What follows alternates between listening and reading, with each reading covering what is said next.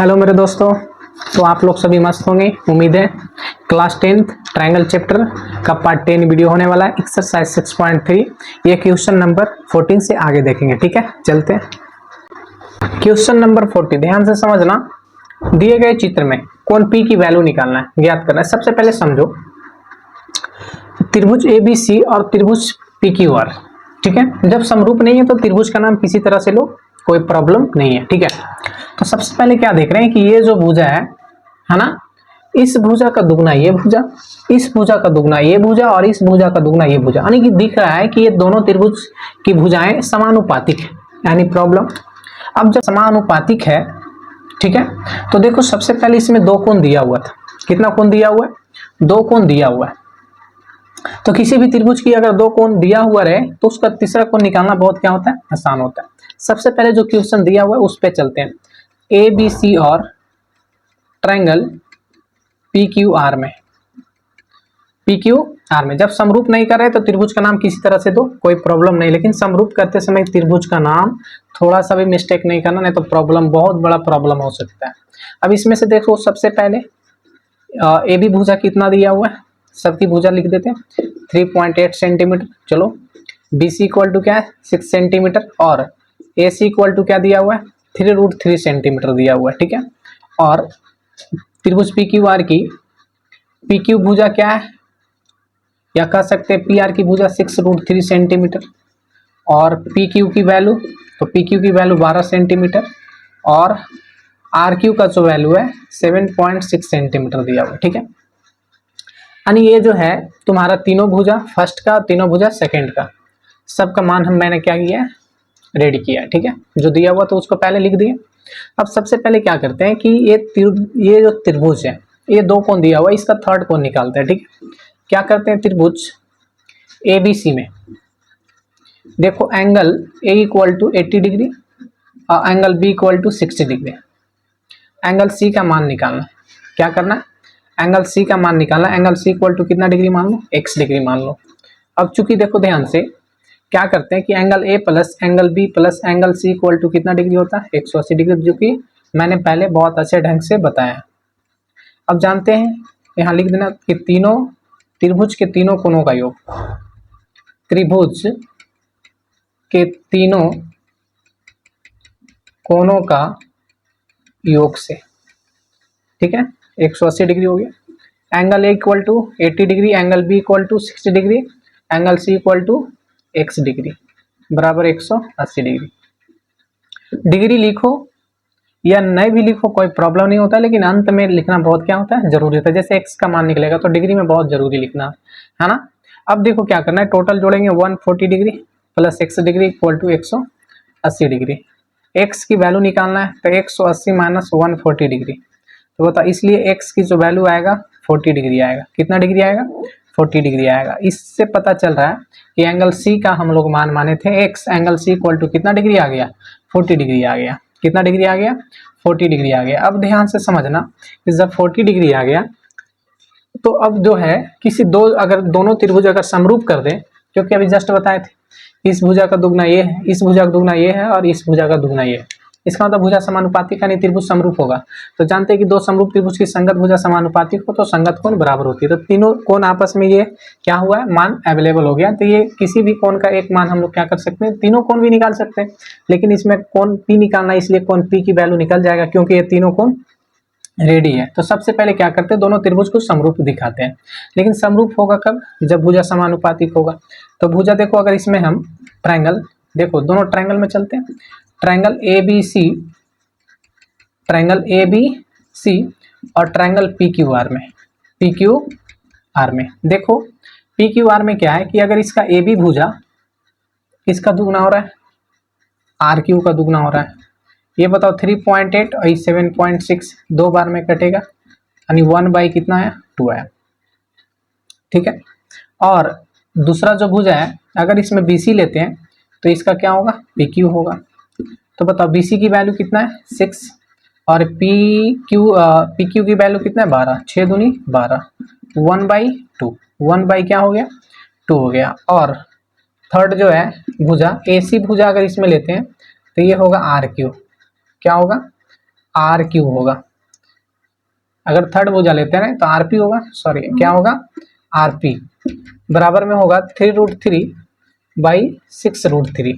√3 से √3 और 3 दूनी कितना होगा 6, यानी 1/2 दिख रहा है। यहाँ से क्या देख रहे हैं कि चूंकि त्रिभुज ए बी सी जो है समरूप होगा, त्रिभुज ए बी सी समरूप त्रिभुज, अगर त्रिभुज ए बी सी समरूप करते हैं तो ध्यान से देखना, ए बी सी ये उसके बाद ये, यानी 3.8 के बाद 6, तो इसका दुगना ये होता है और फिर इसका दुगना ये होता है।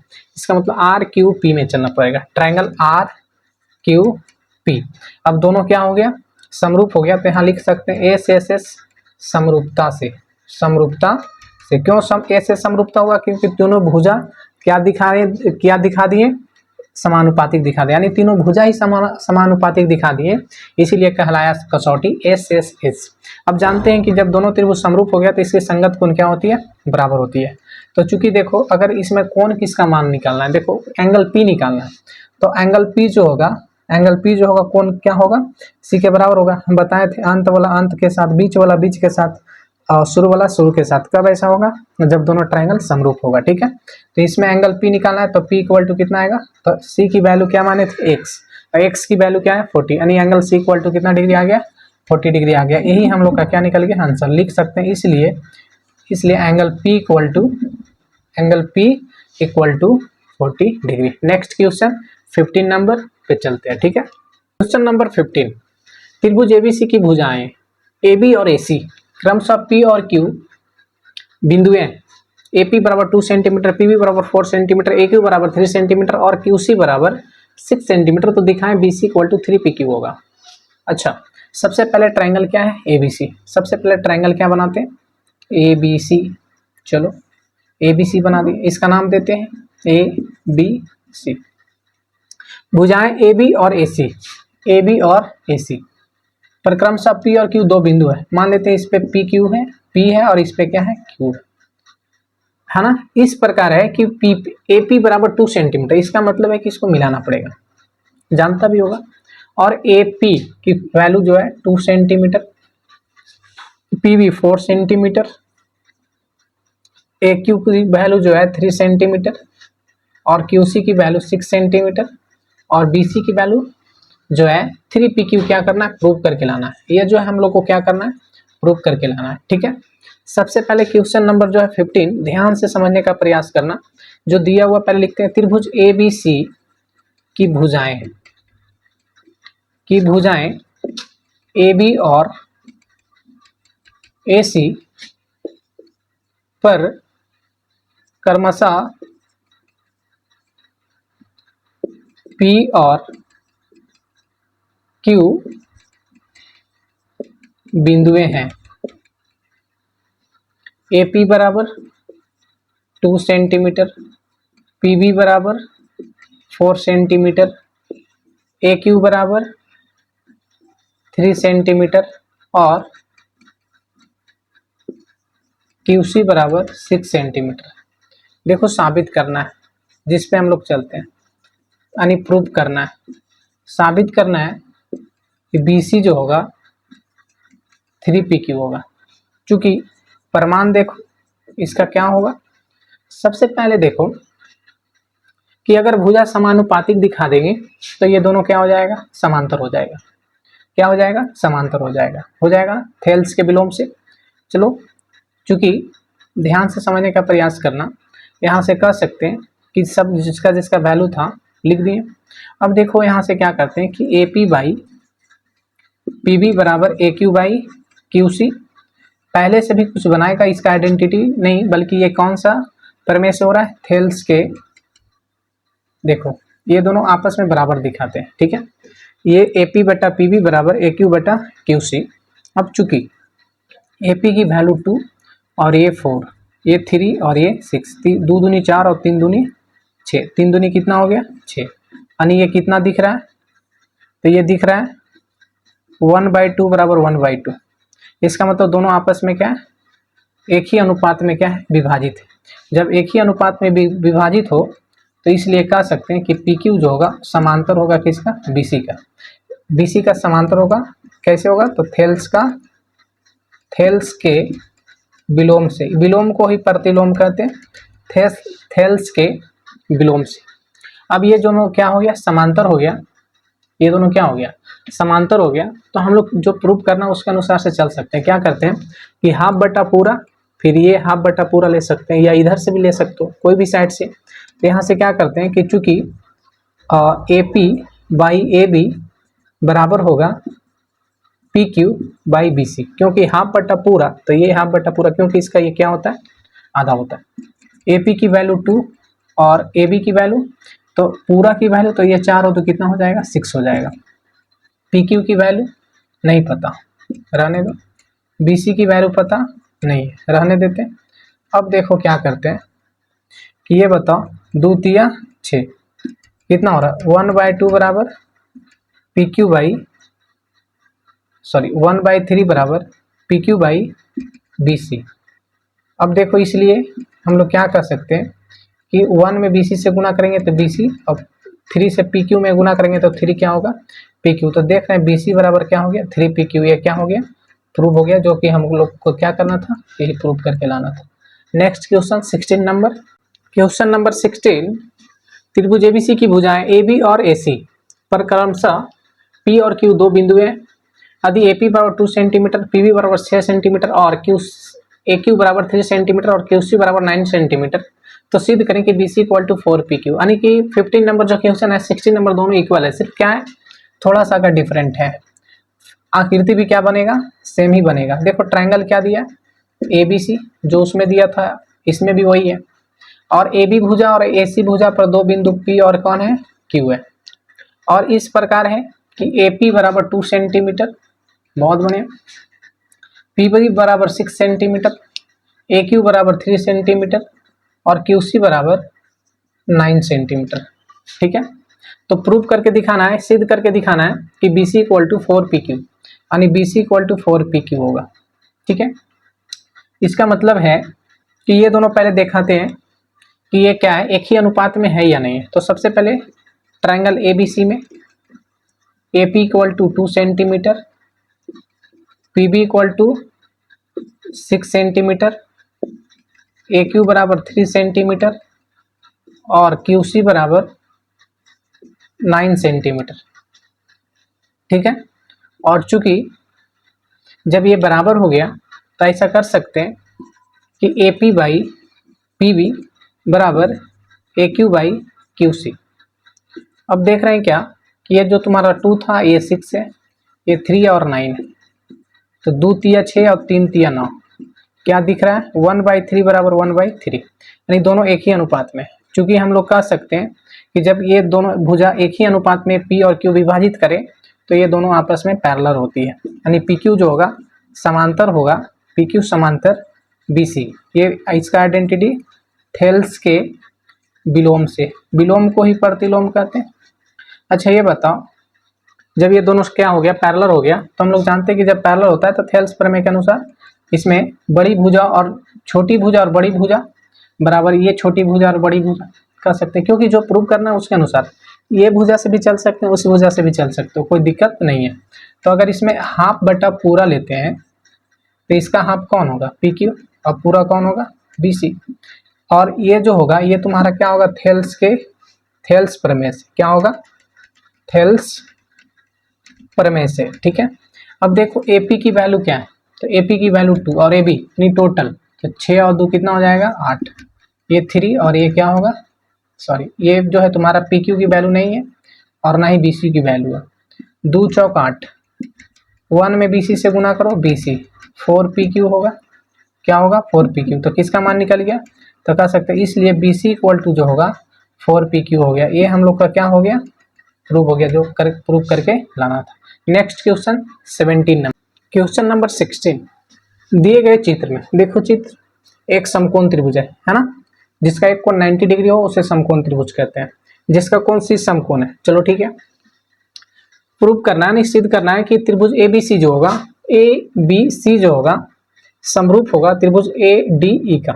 ठीक है, यानी ये दोनों बड़ा और ये छोटा दोनों ट्रायंगल क्या करना है, समरूप दिखाना है। और ए ई डी, ए ई और डी की क्या करनी है, लंबाइयां भी ज्ञात करनी है। बहुत सिंपल क्वेश्चन है, जो दिया हुआ पहले लिख देते हैं। क्या है कि त्रिभुज ए बी सी एक समकोण त्रिभुज है, समकोण त्रिभुज है जिसका कोण सी 90 डिग्री है, यानी समकोण है। ठीक है, सिद्ध करना है। सिद्ध, जब ये सिद्ध होगा तो मान निकल जाएगा, तो सिद्ध करना है कि ट्रायंगल ए बी सी समरूप होगा, ए बी सी समरूप होगा ट्रायंगल ए डी ई का। ठीक है, ये समरूप होगा। ठीक है, सबसे पहले देखो प्रमाण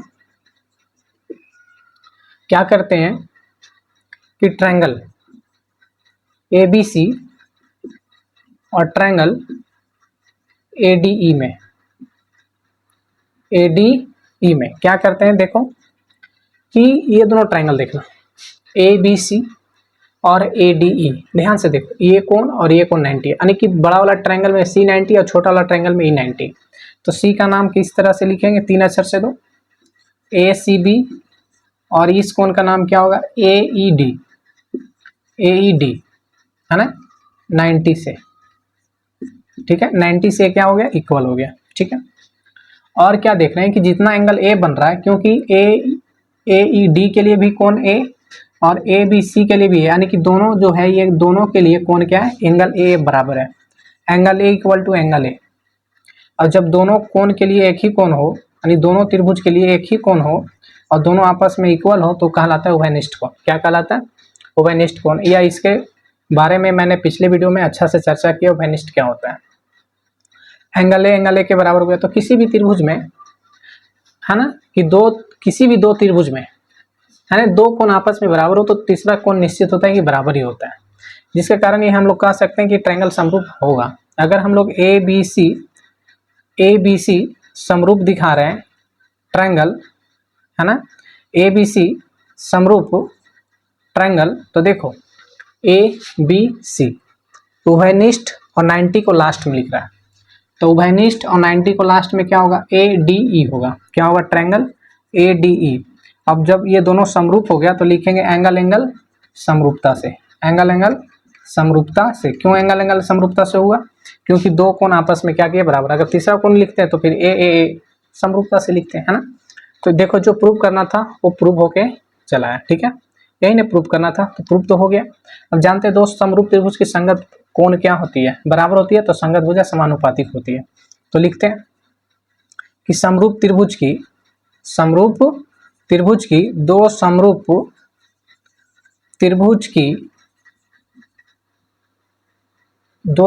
त्रिभुज की संगत भुजा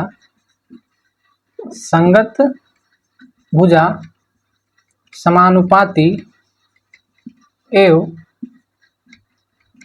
संगत कोण समान होती है।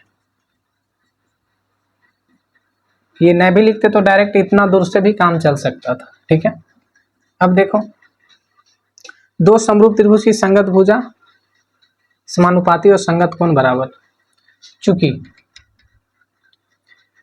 ये बताओ कि भुजा अगर जो निकालना है उससे चलना है और जो दिया हुआ उससे चलना है। ठीक है, तो ऐसा करते हैं कि एक समकोण त्रिभुज है, तो ये तुम्हारा 12 है, तो बताओ यहाँ से यहाँ तक की दूरी कितना होगा, तो 3 दो कितना होगा, 5 सेंटीमीटर होगा, है ना। तो ये बताओ पाइथागोरस प्रमेय के अनुसार ये 12 है, ये 5 है, तो ये निश्चित होगा कि कितना सेंटीमीटर होगा, 13 सेंटीमीटर होगा पाइथागोरस प्रमेय से। चलो निकाल देते हैं। त्रिभुज ए बी सी में ये बताओ ए सी बराबर दिया हुआ है 5 सेंटीमीटर और B C equal to 12 centimetre, 12 centimetre. तो इसलिए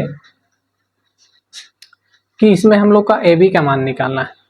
किसका मान, कि कैसे 13 होगा ये बता रहे हैं। तो बताओ ये जो होगा 90 के सामने कर्ण होती है, और कर्ण का स्क्वायर बराबर होता है लंब का स्क्वायर प्लस आधार का स्क्वायर। और स्क्वायर नहीं है तो ये रूट में जाएगा। तो बताओ ये 5 का स्क्वायर है, ये 12 का स्क्वायर, 5 का स्क्वायर 25 और 12 का स्क्वायर 144, दोनों को इंक्लूड करेंगे 169 का वर्गमूल कितना होता है 13। ठीक है, अब देखो जब ये आ गया 13 तो ये 13 में सेंटीमीटर दर्शा दिया हमने। अब इसमें क्या करना है कि दो समरूप त्रिभुज की संगत भुजा समानुपातिक होती है, ये चर्चा था। ठीक है, तो सबसे पहले देखो इसमें भुजा जो है ए और डी निकालना है, ए और डी। ठीक है, तो सबसे पहले देखो चूंकि दो समरूप त्रिभुज है तो अगर इसमें हम ए बी लिखते हैं, एक मान निकालना रहना चाहिए, एक मान निकालना है और 3 मान ऐसा होना चाहिए जो अवेलेबल है, 3 मान दिया होना चाहिए। ए बी तो इसमें क्या चलते हैं एडी मान दिया हुआ बराबर। अगर अगला जो है बीसी लिखते हैं तो इसमें होगा डी और डी का मान निकालना भी है। चलो ए बी की वैल्यू 13 और ए डी की वैल्यू 3, बीसी की वैल्यू 12, डी की वैल्यू निकालना है, डी की वैल्यू निकालना है। बहुत अच्छा बात है कि डी की वैल्यू निकालना है। तिरछा तिरछी गुना कर दो तो 13 डी इक्वल टू 12 तिया 36, इसलिए डी बराबर क्या होगा तो 36/13। भाग भी दे सकते हो या इतना ही भी छोड़ देगा, कोई दिक्कत नहीं होगा। इसलिए डी का मान जो होगा वो 36 बाई कितना होगा 13। आंसर नहीं होगा तो पॉइंट में होगा तो भाग दे देना, 36/13, 36/13। अब देखो दूसरा क्या है कि ए का मान निकालेंगे, है ना। तो अगर इसमें हम AC लेते हैं, ध्यान से देखें, अगर हम इसमें AC लेते हैं तो इसमें AE लेना पड़ेगा। क्या लेना पड़ेगा AE, और इसी का तो मान निकालना है। बाकी तो दो भुजा कोई भी ले ले, BC लेंगे तो इसमें D होगा और अगर AB लेंगे तो AD होगा, है ना। तो कोई भी भुजा ले सकते हो। ठीक है, चलो BC लेते हैं। तो BC अगर लिए हम लोग तो इसमें क्या होगा D होगा और D का मान हम लोग निकाल ही दिए हैं, क्या हो गया D हो गया। अब देखो AC की वैल्यू 5, चलो AE की वैल्यू तो निकालना है और BC की वैल्यू, तो BC की वैल्यू 12 और D की वैल्यू देखो अभी निकाले 36/13। ये जो है सबसे ऊपर चला जाएगा 5/AE बराबर 12 गुने 13/36, 12 तिया 36। अब देखो AE में 13 से गुना करेंगे 13, AE इक्वल टू 5 तिया 15, इसलिए AE बराबर 15/13, यानी कि दोनों का मान निकल गया। D और AE की वैल्यू, D की वैल्यू 36/13 और AE की वैल्यू 15/13। अगर नहीं आ रहा होगा तो पॉइंट में देना, पॉइंट में एक्यूरेट आंसर चलाएगा, यही आंसर होगा। ठीक है, तो ये हम लोग का क्या हो गया आंसर हो गया। Next question 18 number, question number 18, दिए गए चित्र में AO/OC इक्वल टू BO/OD बराबर 1/2। अच्छा, और AB बराबर 5 सेंटीमीटर, ए से B तक की दूरी 5 सेंटीमीटर। DC की वैल्यू निकालना है, नहीं पता क्या मान लेते हैं 1 सेंटीमीटर मान लो DC की वैल्यू, यानी X की वैल्यू निकालना है। क्योंकि सबसे पहले जो दिया हुआ है उसको क्या करते हैं लिखते हैं। ठीक है, बताओ OA/OC और BO/OD इक्वल टू 1/2। अच्छा, यहाँ पे क्या दिया हुआ है वो दिया हुआ है। अब देखो OA और OC, ठीक है, और OB को BO या OD भी कर सकते हो, यानी ये भुजा ये भुजा ये भुजा ये भुजा दोनों एक ही अनुपात में 1/2 है। और जब दोनों एक ही अनुपात में होता है तो पिछले वीडियो में मैंने अच्छे से बताया है कि ये और ये और ये और ये दोनों एक ही अनुपात में हो तो ये और ये दोनों आपस में क्या होता है समांतर होता है। क्या होता है समांतर होता है। ठीक है, तो बताओ ये दोनों जब एक ही अनुपात में हो तो AB जो होगा समांतर किसका होगा DC का। AB जो होगा DC के क्या होगा समांतर होगा, DC के समांतर होगा। यानी ये जो होगा ये, यानी ये दोनों एक ही अनुपात में होना चाहिए, तो और है भी दिया हुआ है तो ये दोनों क्या होगा समांतर होगा। अब जब समांतर होगा तो ये त्रिभुज और ये त्रिभुज दोनों को आपस में समरूप कर दो, है ना। ये त्रिभुज और इस त्रिभुज को दोनों को एक ही अनुपात में क्या कर दो सॉरी, दोनों को समरूप कर देते हैं, ठीक है। तो ट्रायंगल AOB और ट्रायंगल DOC में, ठीक है। क्योंकि देखो क्या करते हैं, ध्यान से समझना, अगर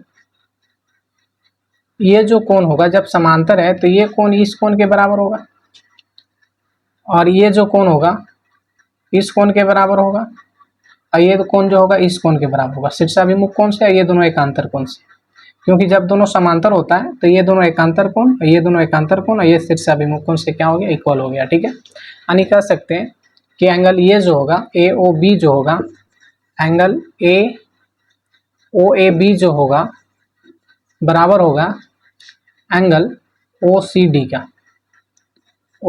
के, ठीक है, एकांतर कोण से, एकांतर कोण से।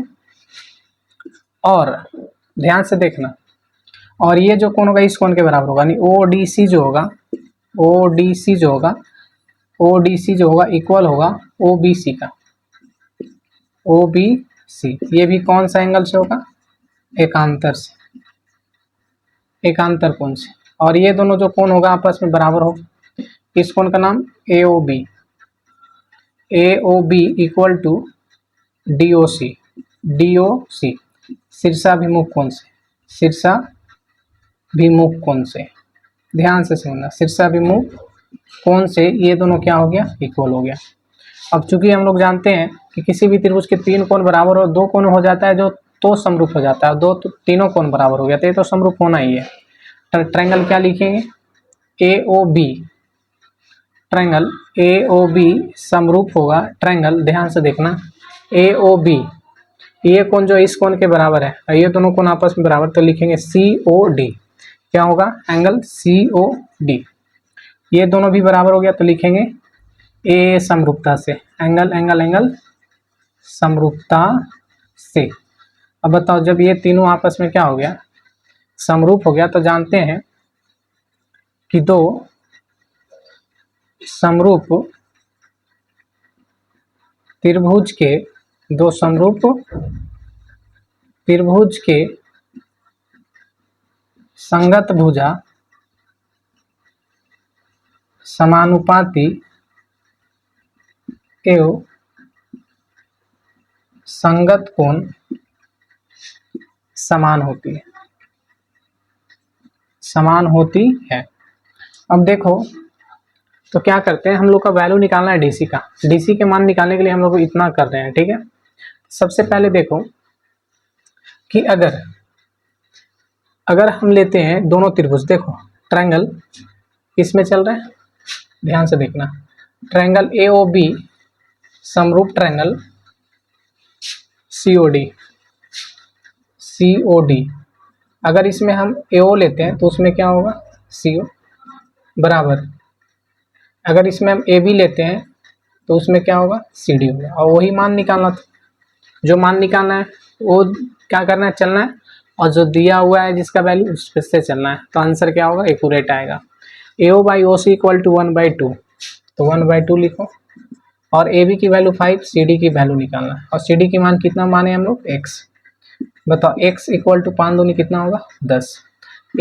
x जो है, x की वैल्यू क्या, DC, और DC की वैल्यू निकालना था, तो लिख सकते हैं DC इक्वल टू 10 सेंटीमीटर। ये क्या हो गया, आंसर हो गया। Next question 19 number, question number 19 दिए गए चित्र में, देखो चित्र दिया गया OA into OB, OC into OD, है ना। तो दिखाएं कि कोण A जो होगा कोण C के बराबर है, और कोण D जो है कोण B का, यानी कोण B जो है कोण D का क्या है, बराबर है। ध्यान से देखो, कोण B जो है कोण D का बराबर है। तो देखो ये हम लोग को प्रूव करके दिखाना है। तो जो सबसे पहले दिया हुआ उसको लिखते हैं, OA इंटू OB बराबर OC इंटू OD, ये दिया गया, ठीक है। साबित करना है यानी दिखाना है, show that and prove that, कुछ भी कर सकता है। तो प्रूव करना है कि कोण A जो होगा कोण C या कोण B जो है कोण D का बराबर है। कोण B जो है कोण D का क्या है, बराबर है। प्रमाण देखो, यही हम लोग को प्रूव करके क्या करना है, दिखाना है। सबसे पहले ओ इंटू ओ बी बराबर ओ सी इंटू ओ डी, ठीक है। अच्छा, इसको ऐसा कर सकते हैं, ओ ए बाई ओ सी और O D by O B. क्या देख रहे हैं कि ओ ए बटा ओ सी, ओ ए बटा ओ सी ये दोनों एक ही अनुपात में, और O D by O B ये दोनों एक ही अनुपात में। तो जानते हैं कि जब एक ही अनुपात में हो, दो ट्रायंगल का भुजा एक ही अनुपात में हो, तो वह क्या होता है, उसके संगत कोण समान होती है। संगत कोण क्या होती है, समान होती है। इस तरह से भी कह सकते हैं, या जो जब ये दोनों एक ही अनुपात में है तो ये जो कोण है शीर्षाभिमुख कोण से ये दोनों क्या है, इक्वल है। क्योंकि क्या लिखेंगे, कोण ए ओ डी, या डायरेक्ट भी प्रूव कर सकता था यहीं से, लेकिन अगला स्टेप से क्या करेंगे, ये कोण चल के क्या करते हैं कि दोनों त्रिभुज को आपस में समरूप दिखा के फिर उसके कोण संगत कोण क्या कर देंगे, इक्वल कर देंगे। वैसे भी चल सकते हो, और वैसा ही चलेंगे, सबसे बेटर रहेगा। तो कोण ए ओ डी जो होगा, एंगल सी ओ डी का बराबर हो गया। सी ओ डी का क्या हो गया, बराबर हो गया शीर्षाभिमुख कोण से। शीर्षाभिमुख कोण से ये क्या हो गया, इक्वल हो गया। अब जब ये देखो इक्वल हो गया तो क्या लिखेंगे कि इसलिए ट्रायंगल ए ओ बी जो होगा, ए ओ बी जो होगा समरूप होगा ट्रायंगल सी ओ डी का। किसका होगा, सी ओ डी का। ट्रायंगल सी ओ डी जो हो गया, ये दोनों आपस में क्या हो गया, समरूप हो गया। देखो दोनों जब भुजा समानुपातिक है तो ये भुजा समानुपातिक ये भुजा, तो अगर ये भुजा लिए पहले ए ओ डी, तो इसके बाद पहले कौन चलना पड़ेगा, सी ओ डी, यानी ये भुजा दोनों एक साथ होना चाहिए, ए O by O C same मिलना चाहिए, ठीक है। अगर इधर से लेते हैं तो दोनों मैच नहीं करता है, ठीक है। तो ये दोनों भुज समरूप त्रिभुज हो गया। इसका आइडेंटिटी लिख लेंगे, एस एस ए से एस समरूपता से, क्योंकि दो भुजा समानुपातिक और उसके अंतर्गत का कोण इक्वल हो गया, अतः दोनों ट्रायंगल क्या हो गया, समरूप हो गया। अब हम लोग जानते हैं कि दो समरूप त्रिभुज के संगत भुजा समानुपाती एवं संगत कोण बराबर होती है या समान होती है, ठीक है। अब देखो क्या करते हैं, चूंकि तो दो समरूप त्रिभुज की संगत भुजा समानुपातिक और संगत कोण, तो संगत कोण बराबर दिखाना है। तो कोण ए जो होगा कोण सी के बराबर होगा, शुरू वाला शुरू का बराबर होता है, पहले से ही मैंने बताया। और दूसरा जो है कोण बी जो होगा कोण डी का इक्वल होगा। कोण बी जो होगा कोण डी अंतिम और अंतिम कोण के बराबर हो गया। यही हम लोग को क्या करना था, प्रूव करना था, है ना। तो यानी प्रॉब्लम है ना। आज का वीडियो यहीं समाप्त करते हैं। ट्रायंगल्स का पूरा वीडियो देखने से क्या होता है कि कहीं भी कोई कंसेप्ट नहीं छूटता है, एक एक करके कंसेप्ट क्या होता है, क्लियर होता है। मैंने इसका क्या करता है, त्रिभुज का पूरा कंसेप्ट क्लियर करने के लिए अनेक सारे प्रॉब्लम्स को, अन्य सारे समस्याओं को लेके आते हैं, ताकि तुम्हारा प्रॉब्लम क्या हो, दूर हो। अगर नहीं देखेगा तो क्या होगा, तुम्हारा एक प्रॉब्लम रहेगा, डॉट रहेगा।